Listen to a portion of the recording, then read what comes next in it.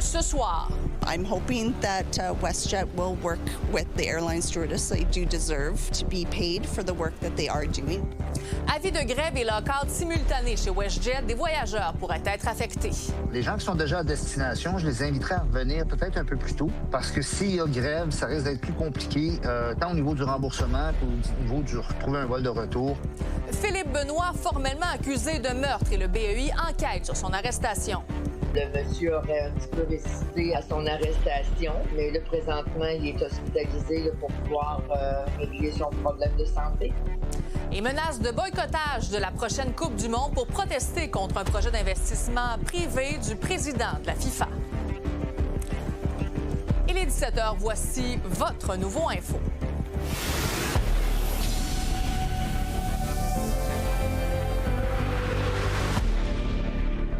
Bonne fin de journée. Un peu moins de 24 heures après son arrestation, Philippe Benoît a comparu au palais de justice de Trois-Rivières en fin de journée. L'homme de 41 ans a été formellement accusé du meurtre de son fils de 16 ans.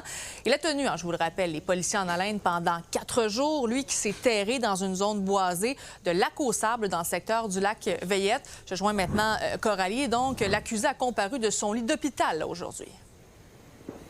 Il a pris acte de son chef d'accusation de meurtre au premier degré de son fils. Il a comparu vers 16 heures au palais de justice de Trois-Rivières devant une juge lorsqu'il était toujours au centre hospitalier où il a été transporté à l'hôpital à la suite de la chasse à l'homme pour recevoir des soins appropriés. Il est donc officiellement accusé du meurtre de son fils de 16 ans survenu dimanche dans un quartier résidentiel de Shawinigan. Bien qu'il y ait eu séquestration dans l'affaire, le meurtre au premier degré englobe ce chef. Et dans les circonstances, il ne peut pas être remis en liberté. La Cour ordonne la détention de l'accusé tout le long des procédures judiciaires ou jusqu'à ce qu'il demande sa remise en liberté. L'accusé, on le sait, a un lourd passé psychiatrique, notamment un diagnostic de schizophrénie. Il souffre aussi de phobie sociale et toujours selon les documents de la Cour, il avait aussi été inculpé pour menace de mort sur son ex-conjointe et sur son fils en 2014. Bon, aujourd'hui, il n'y a pas eu de demande en lien avec une évaluation psychologique puisqu'il était considéré apte à comparaître, mais éventuellement, le tribunal pourrait ordonner certaines évaluations. Il était toutefois trop tôt aujourd'hui pour savoir si elles seront nécessaires dans le dossier. La comparution sera remise au 2 septembre, toujours en visioconférence au palais de justice de Shawinigan. Je vous laisse donc entendre le procureur. Pendant la détention, le tribunal a imposé aujourd'hui à M. Benoît l'interdiction de communiquer avec une série de personnes, des témoins de l'infraction, des membres de la famille aussi de la victime. Alors, dans les circonstances, l'accusé aura cette interdiction. C'est normal que l'enquête policière ne soit pas complétée à ce stade-ci. Et ça sera notre obligation, l'obligation du poursuivant, de la police, de la couronne, de divulguer de la preuve à l'accusé lorsque celle-ci sera évidemment disponible. Alors, ça nécessite un temps et c'est ce temps-là qui sera utilisé jusqu'au 2 septembre. Le Bureau des enquêtes indépendantes a ouvert un dossier afin de mettre en lumière les circonstances de son arrestation. Le BEI mentionne qu'il aurait été blessé par une arme à feu lors de l'intervention d'hier. Et je vous laisse donc entendre un résident du secteur qui était là au moment où est-ce qu'il a été appréhendé dans le secteur. Si tu veux te trouver une place autour du lac, les gens vont savoir vite que tu es là. Mais si tu prends ce chemin-là qui te mène plus loin, et c'est une petite maison qui est seule, on appelle le lac des Atokas, avec donc effectivement c'est un endroit qui était parfait pour. Puis s'il y a des gens qui ont appelé, qui ont pensé, effectivement c'était probablement le bon endroit pour se réfugier. Là. Une cérémonie en mémoire de la victime aura lieu ce week-end à Trois-Rivières et les funérailles auront lieu le 21 août, toujours à Trois-Rivières. Parfait. Merci beaucoup, Coralie. Au revoir. Bon, maintenant, un autre conflit pourrait secouer le monde de l'aviation. Après Air Canada l'été dernier, les agents de bord de WestJet ont déposé un préavis de grève de 72 heures. Cette interruption de service surviendrait en pleine période estivale, alors que de nombreux Québécois prennent l'avion pour voyager à l'étranger. Et là, Lily, il faut dire qu'il y a quand même déjà des vols qui ont été annulés. Oui, pour l'instant, ce qu'on sait, c'est que les vols WestJet ont toujours lieu, mais il pourrait y avoir des vols annulés dès demain de façon préventive, des retards également. La bonne nouvelle, c'est que les discussions ont toujours lieu entre les parties. Le syndicat qui représente 4400 agents de bord soulève que les parties restent éloignées sur des questions clés. Par écrit, le syndicat de la fonction publique dit avoir indiqué ce qui devait changer et essayer de parvenir à une entente équitable et ajoute que la grève peut encore être évitée en étant prêt à poursuivre les négociations jour et nuit pour régler la situation. Mais ce préavis de grève amène un stress pour les clients. On est en pleine saison touristique. Il y a 600 vols par jour qui pourraient être cloués au sol. A little nervous. I try not to think about it. I hope the agreement's made, obviously, but they're in the right to do it for sure. I think it'll be okay. I'm not going to stress about it. I'm hoping that WestJet will work with, the airline stewardess. They do deserve to be paid for the work that they are doing. I think that is very important. We've all been stressing out. Group chats are going off, but we've been looking at one-way flights to come home. We've been looking at rental companies. Everything is sold out. Et WestJet, en retour, a émis un avis de lockout, là. Oui, la compagnie dit par communiqué que cette décision n'a pas été prise à la légère et dit regretter les inconvénients pour les passagers. Elle ajoute que son engagement reste à la table des négociations pour parvenir à une entente qui apporte des valeurs significatives au personnel. Mais maintenant, que faut-il faire si on a un vol avec WestJet dans les prochains jours? Eh bien, voici le conseil du président de l'Association des agences de voyage du Québec. Alors, pour les voyageurs avec WestJet qui ont un vol prévu jusqu'au lundi 4 août, WestJet permet présentement d'annuler ou de changer la date de voyage sans frais. Il faut faire attention, certains tarifs, certaines bases tarifaires ne donnent pas droit à un remboursement, mais plutôt un crédit voyage. Il faut consulter son agent de voyage pour savoir quelle base tarifaire s'applique à notre billet et quels sont les recours auxquels on a droit. Les gens qui sont déjà à destination, je les inviterais à revenir peut-être un peu plus tôt. Parce que s'il y a grève, ça risque d'être plus compliqué, tant au niveau du remboursement qu'au niveau du retrouver un vol de retour. Donc, s'il n'y a pas d'entente, les activités de WestJet pourraient s'arrêter dès dimanche, minuit 1, heure des Rocheuses, 2 heures du matin. Mais il pourrait y avoir des annulations, des retards dès demain de façon préventive. C'est sûr que les parties espèrent arriver à une entente. Les voyageurs aussi, on le comprend. Bien sûr. Merci beaucoup, Lily. Au revoir. Sur la scène internationale maintenant, Varsovie accuse Moscou d'être à l'origine du tir d'un missile en Pologne. Cette attaque est survenue lors de frappes massives menées sur l'Ukraine la nuit dernière. L'engin s'est écrasé près d'un village de l'ouest de la Pologne, à 80 km de la frontière ukrainienne. La police locale affirme avoir découvert un cratère de 10 mètres de diamètre et des fragments du missile dans un champ. Bon, heureusement, quand même, personne n'a été blessé.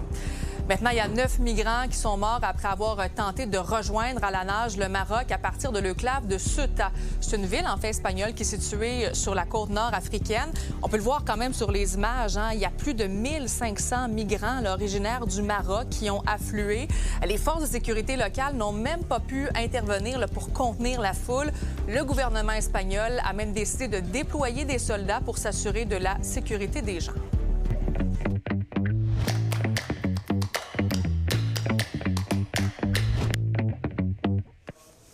Salut Victor! Salut Sabrina! Bon, là, rien ne va plus pour la FIFA depuis que l'organisme a annoncé son projet de société qui inviterait des investisseurs privés à posséder des parts.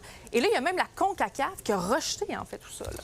Comment créer une crise de toutes pièces, hein, Sabrina, littéralement? Oui, la CONCACAF, on l'a appris il y a quelques minutes, qui a rejeté également les 41 pays membres de la CONCACAF, qui est la fédération nord-américaine des fédérations. Exactement, dont le Canada fait partie, d'ailleurs présidé par un Canadien, a refusé cette proposition, indiquant que le processus était trop court, notamment, et qu'il y avait des enjeux de transparence. Va moins loin que les fédérations européennes, par exemple, mais rejette quand même. Donc, pour le président de la FIFA, c'est un deuxième rejet d'importance. Parce que ça s'ajoute, en fait, aux 55 équipes européennes qui, elles, ont décidé de boycotter, en fait, la Coupe du Monde et tous les événements en lien, en fait, avec la FIFA. Mais si ces équipes-là ne participent pas, c'est un peu la fin pour les activités de la FIFA. Là. Non, tout à fait. Du côté de l'UEFA, on est allé extrêmement loin. Une position qui est assez unanime, d'abord, qui est unanime, mais qui est assez unique, parce que l'Union européenne de football a décidé de boycotter toute compétition de la Fédération internationale tant qu'ils n'auront pas des garanties que la Coupe du Monde ne sera jamais vendue et que ce projet-là ne sera définitivement abandonné.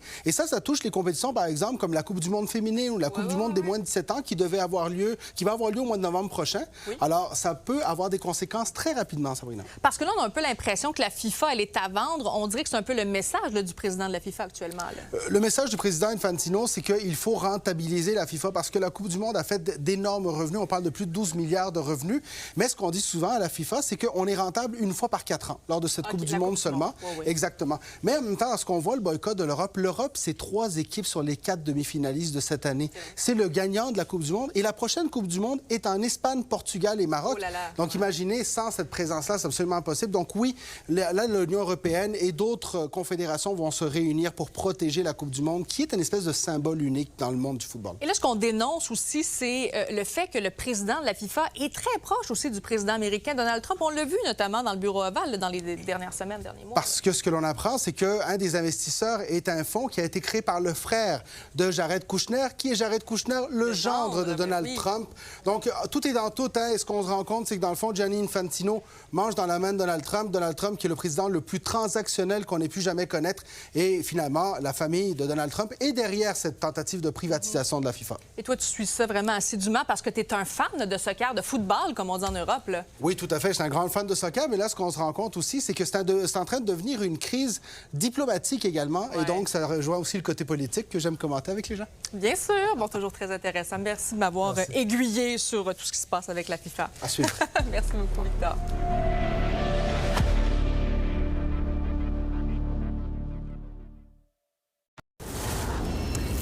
Un homme de 42 ans a été attaqué à mort par un ou des suspects à Montréal tard hier soir. Ça s'est passé dans un immeuble résidentiel du boulevard Monk, c'est dans l'arrondissement du Sud-Ouest. Son décès a été constaté à l'hôpital. Aucune arrestation n'a été faite pour le moment. C'est le 13e meurtre à survenir dans la métropole cette année. En Montérégie, maintenant, 3 personnes ont été en contact avec un chat atteint de la rage du raton laveur. Elles ont reçu un traitement préventif pour empêcher, bien sûr, le développement de la maladie. Québec rappelle quand même aux propriétaires d'animaux de compagnie l'importance de les faire vacciner contre la rage, qui est une maladie, il faut le dire, mortelle et incurable.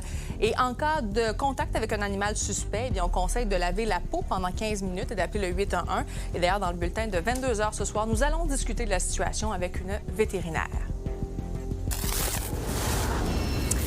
Quand on parle des Jeux olympiques de Montréal, un des premiers exploits sportifs qui nous vient en tête est celui de la jeune Nadia Comaneci, âgée de 14 ans à l'époque. Eh bien, 50 ans plus tard, de passage à Montréal dans le cadre des festivités commémorant cet événement, la gymnaste se rappelle avec émotion cette étape de sa vie.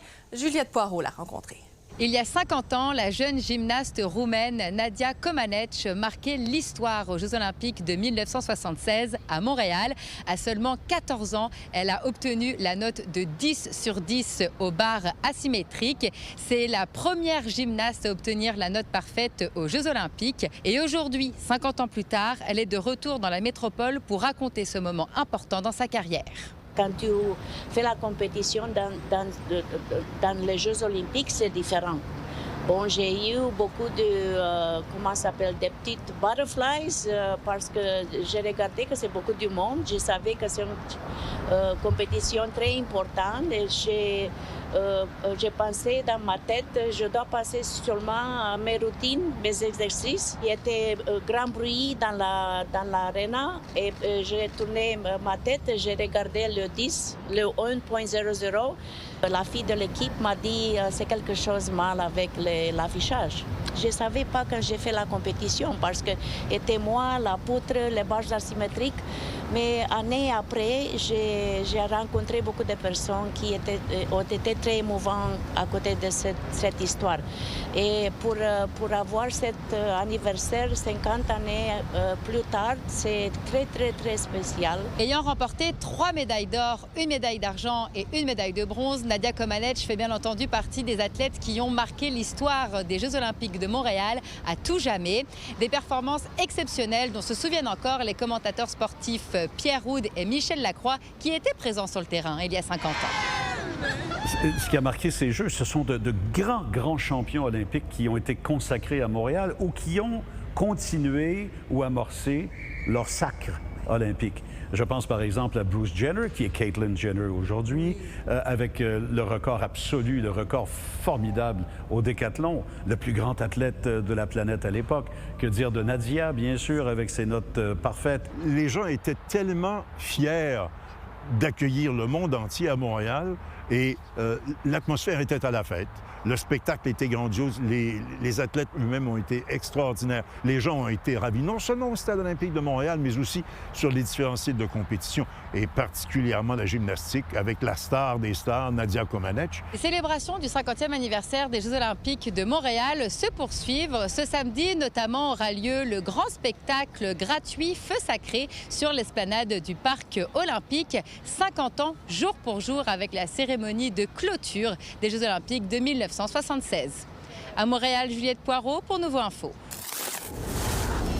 Autre événement majeur dans la métropole, on est à quelques heures du début du festival Osheaga. Les équipes sont à pied d'œuvre pour que tout soit prêt pour cette 19e édition. Marika Simard est allée faire un tour au parc Jean-Drapeau. Elle nous présente ce qui nous attend ce week-end. Nick, on est à quelques heures.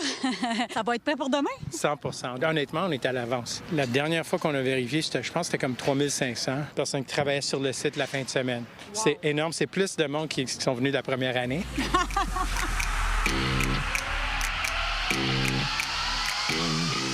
Vous le voyez derrière moi ici, on s'active aux derniers préparatifs parce que dans quelques heures à peine, le parc Jean-Drapeau aura un tout autre visage. Ce sont un peu plus de 40 000 festivaliers qui sont attendus chaque jour. Après quelques années où le festival mettait un peu plus de temps à afficher complet, notamment en raison de la multiplication du nombre de festivals, mais aussi en raison du contexte économique, eh bien, le retour de l'engouement est au rendez-vous. Les journées de samedi et de dimanche affichent complet.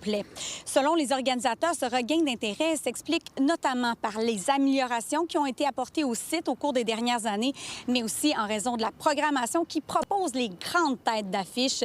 Et j'en ai discuté avec Nick Farkas, qui est cofondateur du festival et vice-président principal. T'sais, on a eu des années où c'était complet pendant comme 5 ans, puis là, ça a diminué un peu, puis là, il fallait retravailler la formule. Pour nous autres, c'était de vraiment mettre le focus sur l'expérience des fans, l'expérience des artistes et de booker des artistes qui sont très, très bons live. Soit le spectacle va être incroyable, son, lumière, vidéo, tout ça, danseurs, danseuses. En tout cas, c'est ça vraiment l'emphase. Toujours des artistes qu'on book, puis là, tout d'un coup, ça fait ça, comme un Somber. Ça, c'est quelque chose qui... C'est un artiste qu'il y a 6 mois, c'était populaire, mais là, c'est comme devenu à un autre niveau. Je dirais Zara Larsson, c'est la même chose. Tu sais, toutes les têtes d'affiche, Lorde, Tate McRae, c'est tellement formidable d'avoir une Canadienne en tête d'affiche. Cette année encore, plusieurs Québécois figurent à l'affiche, dont Billy Dupage, Olivier Forêt et Museums, avec qui nous avons eu la chance de nous entretenir. Les scènes un peu plus intimes permettent justement à ces artistes de se faire connaître devant un public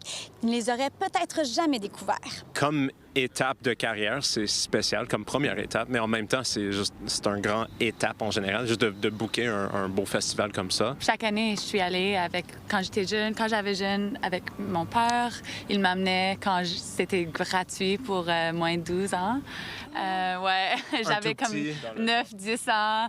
À Osheaga, j'ai vu Coldplay, j'ai vu Eminem. Là, c'est à notre tour. C'est tellement un honneur. Ouais, exactement. Demain, dans mon reportage, je vous entraîne dans les coulisses du festival Osheaga. C'est un rendez-vous à 17h. À Montréal, Marika Simard pour Nouveau Info.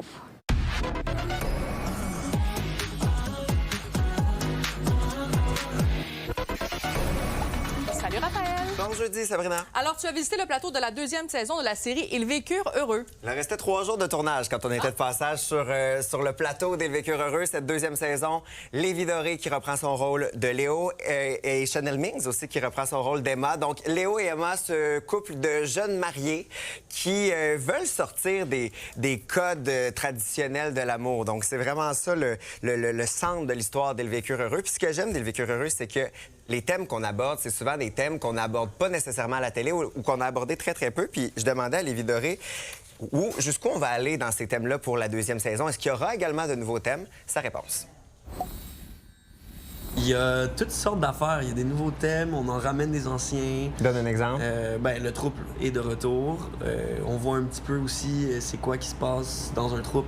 Toutes sortes d'approches qu'on peut essayer en couple pour raviver la flamme. Là, nous, justement, on s'aime. Fait que là, c'est comme, OK, fait qu'on n'a pas besoin de raviver la flamme, mais qu'est-ce qu'on peut faire pour justement ça? Qu'est-ce qu'ils vont faire, Emma, Léo?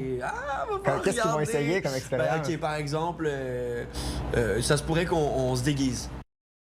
Nouveau personnage également dans cette deuxième saison, Karine Gontier-Hanneman, qui va jouer une avocate, qui va venir ponctuer l'histoire, ajouter quelques... qui va brasser des affaires, qui va ajouter un petit peu de tension là-dedans. Est-ce que c'est plus dur d'arriver dans une deuxième saison plutôt que de jouer dans une première? Moi, je trouve ça excitant. Je trouve ça le fun d'arriver dans un univers qui n'est pas le mien, puis de travailler avec des gens avec qui j'avais jamais travaillé. Il n'y a pas de poids sur mes épaules. Ouais. Ça m'appartient pas, cette série-là. Moi, je suis vraiment juste là au service des autres, puis au service de la dramaturgie de ce show-là. Puis c'est des gens que j'aime beaucoup qui l'ont écrit, Guillaume Gérard et Juliette Gosselin, dont je suis très proche, les deux. Puis j'avais vraiment envie de faire partie de leur projet. Donc, la deuxième saison d'Île Vécure Heureux qui est en préparation. Puis la première est toujours disponible sur Crave et sera diffusée sur Nouveau à compter de cet automne. Et là, il y a la bande-annonce du film Villeneuve, l'ascension d'une légende qui a été dévoilée là aujourd'hui. Et on perd pas de temps, on regarde les premières images qu'on a eues aujourd'hui. Depuis ma première cour, je sais que c'est ce que je veux faire.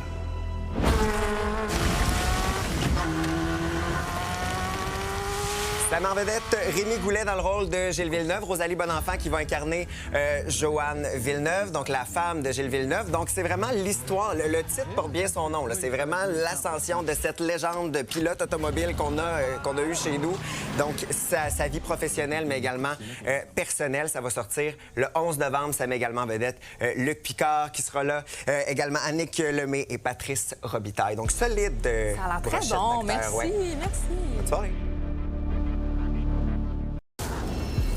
C'est aujourd'hui que marque le jour du dépassement, ce qui signifie que l'humanité a épuisé l'équivalent de ses ressources naturelles de 2026. Donc, à partir d'aujourd'hui, et ce jusqu'au 31 décembre prochain, l'ensemble des humains vivra à crédit sur le plan écologique en puisant dans les ressources naturelles que la Terre ne pourra pas régénérer au cours de cette période. Et disons que les dernières semaines ont été chargées en émotions avec ce policier tué, une policière blessée lors d'une intervention policière à Montréal. Eh bien, c'est dans ce contexte que le pont commémoratif Sergente Maureen Brault a été inauguré aujourd'hui à Trois-Rivières. Cet hommage est en l'honneur de la policière, donc Maureen Brault, qui est décédée en service en 2023. Cette initiative vient du devoir de mémoire qui vise à honorer les policiers et les policières morts dans l'exercice de leurs fonctions. Alors voilà, bien ce qu'on va surveiller ce soir dans notre bulletin de 22h, c'est le scandale qui éclabousse le milieu de la FIFA. On va d'ailleurs parler avec un journaliste qui est basé en Espagne. Alors voilà, merci à toute l'équipe, merci d'avoir été là et nous on se retrouve à 22h. Passez une bonne soirée.